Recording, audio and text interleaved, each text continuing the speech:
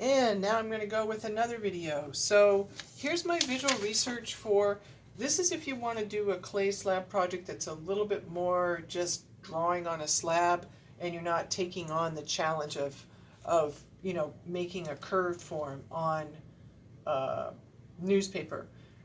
And I think you can be as ambitious as you want to. There's no wrong answers, but for those of you that maybe have never worked with clay before, I wanted to just show an example of maybe keeping it a little bit more simple. This was an image that I found on Google Arts and Culture. It's called a double, oh my goodness, don't tell me I lost that piece of paper. It's called Olmec vase with 2 profile heads.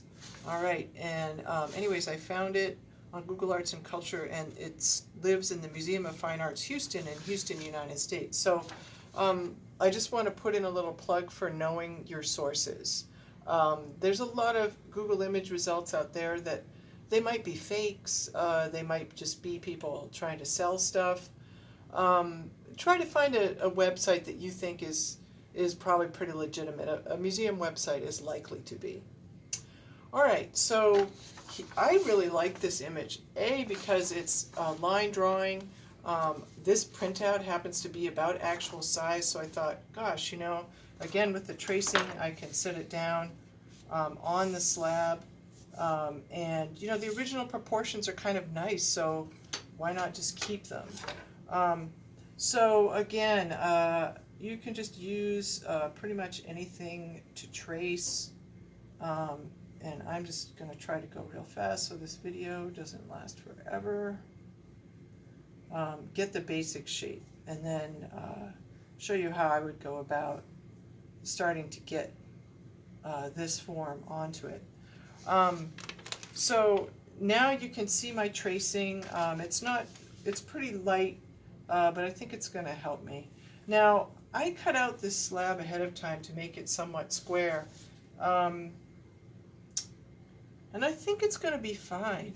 So, but then I thought about it, how am I going to customize this to represent something about me? And in this case, I actually made some little thumbnail drawings. I thought, gee, chicken tracks, I don't know. I remember one of the connections you might make is food, and pre-Columbian societies had a chicken. That was one of the things they ate. And anyways, I thought, wow, I'm going to add chicken tracks because that's something I eat and it's something I'm really connected to. So I found this, I should have been able to figure this out for myself, but I found this image online of chicken tracks, and then I thought, wow, that looks easy. I found a harder one, and I looked at this bird jar for a minute, and I was like, oh no, that's not flat, that's going to be way too hard. And I found this image of chicken feet. But then, I kept going, and I found this other one and printed it out because I thought, if you can see that very well, thought, this could be fun to add this to the tile as a texture or something. So anyways, I don't really need the image, but so I'm just using a knife. I found a butter knife, there it is, with just a nice rounded but squared flat end, and I'm just going to use it to make the patterns. I think I'm actually more excited about the chicken tracks than this Olmec inspired form, which, by the way, looked like a chicken to me. I'm pretty sure it's a bird of some kind. They didn't say, they said a vase with 2 profile heads. So sometimes with art you're kind of on your own, and that's okay.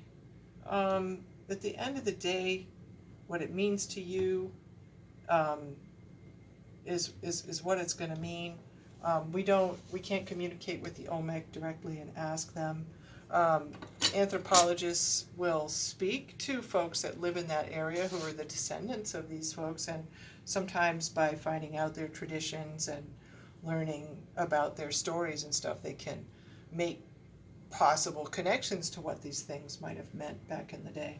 But it's really a lot of speculation. but I don't mind, you know, because it's art and there's not really right answers. Um, Use these things to express something that you want to express about your life.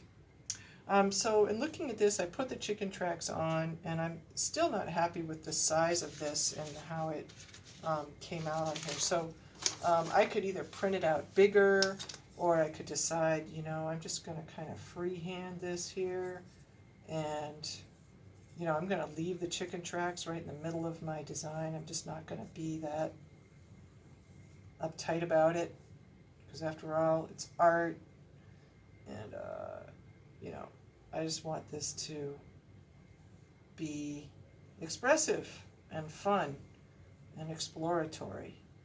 And what I'm really hoping is that you'll get into it. You know, you'll be deep in the process of making this project. The clay it's kind of magical, and you'll get a little bit lost in it, and you'll be able to forget about, I don't know, just kind of the schedule that we're all on all the time with all the assignments and work we got to do, and the clock is always ticking in that left brain of ours. And clay can really get you into your right brain. So anyways, gosh, looking at this, I'm thinking I ought to add some cool texture to it. This weird, like, ear thing, whatever the heck this is. Birds don't have ears. I don't know, you know, I thought a few different things while I was looking at it. Like, if you had a parakeet, it kind of reminds me of a parakeet. Maybe you could take a picture of your own pet and include some aspect of your pet in your design, and that could be the way that you're connecting it to your life. I don't know, maybe it's kind of boring. Maybe there's two chickens and, you know, they're buddies. I don't know. They're way not social distancing, these chickens. All right. Well, anyways, I don't want this to go on forever. I think you get the idea of how I could start to move things around. You could decide, do you want the eyes to come out? Do you want the eyes to go in? Do I want to make a lot of interesting, you know, texture on here to kind of imitate feathers in some way? Oh, wow. That's working great. Look at that. It's pulling up a little kind of thing that could be a feather. Awesome. I'm liking that pretty much the way it looks, but I think it would be good to take some wet clay. I'm just going to steal a little bit. I rolled out this extra slab just for this purpose, and I'm just going to put a little bit of extra clay on there for the eyeball.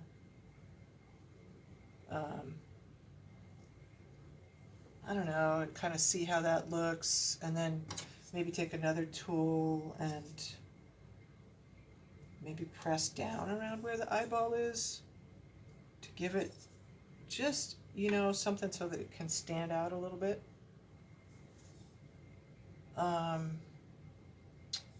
And yeah, I don't know. I mean, I picked out a real plain design, and I think there's a real advantage to that, because then you're forced a little bit to think about how you could embellish it. And I think that's a kind of a good place to be. Maybe more even than picking something that's kind of complicated and then having to simplify it. But they're both good for your brain.